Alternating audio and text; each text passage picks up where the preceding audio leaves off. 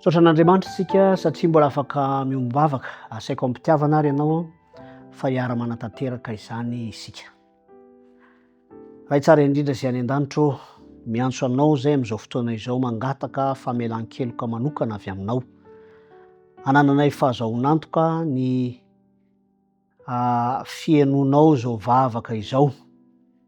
Ny namanay Isabelle izay manana olana, ny zanany hita fa marisarisa ny fiarahana aminao, nefa Tompo mba sitraka indrindra ny iverenany izany zanany izany amin'ny fitiavana voalohany.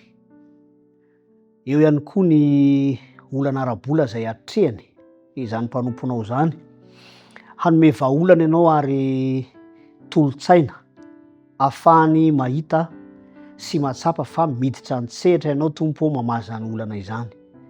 Mba hananany mpanomponao fifaliana ary fanomezam-boninahitra ihany koa fijoroam-pavolombelany amin'ny fahatsaranao. Tonoina ny vavaka ao amin'ny anaran'i Jesosy Kristy. Amen.